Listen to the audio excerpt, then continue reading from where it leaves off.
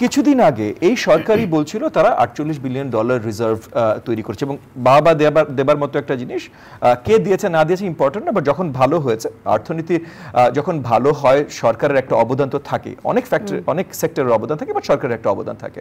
So $48 billion আমাদের foreign currency reserve, মাশাআল্লাহ, wonderful. আজকে সেটা ব্যবহারযোগ্য ফরেন কারেন্সি রিজার্ভ এসে দাঁড়িয়েছে $13 বিলিয়ন।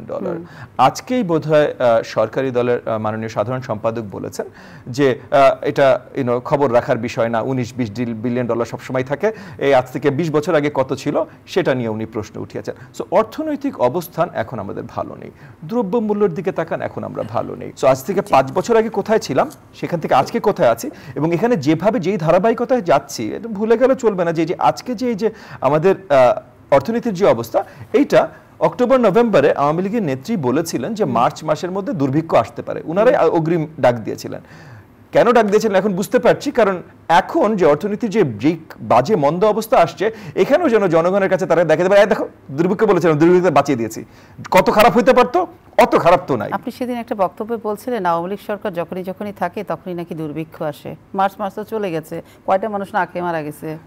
মার্চ মাসের কথা আমি বলিনি, আওয়ামী লীগ সরকার থেকে বলা হয়েছিল। আপনি একটা বক্তব্যে শুনলাম ৭৪ এর একটা উদাহরণ দিয়েছিলেন। আমি বলেছি, এবং আজকে যে আমাদের অর্থনৈতিক মন্দা, এই মন্দাটা কোথায় যেতে পারে এটা নিয়ে আমরা আশঙ্কা করি, কারণ এগেন 2 বছর আগে যা ছিল আজকে তার থেকে অনেক মন্দা অবস্থা, এবং এই অবস্থা যদি চলতে থাকে, এখন মনে করেন দেখেন মন্দা অবস্থা, কিন্তু ববি হাজাজ আমি এখানে একটু আটকানোর কাছে, মন্দা অবস্থা ভবিষ্যতের জন্য আপনি বলছেন এটা একটা অশনি সংকেত, বাট ব্যাখ্যাও দিলেন জনগণও ভালো নাই, অর্থনীতি, ব্যাংক থেকে শুরু করে রাজনীতি সবারই একটা দুরবস্থা। কিন্তু আমার প্রশ্ন হচ্ছে এই দুরবস্থার জন্য দায়ী কারা, কাদেরকে আপনারা আইডেন্টিফাই করেছেন, সেই তালিকাগুলো কি আপনাদের কাছে আছে কিনা?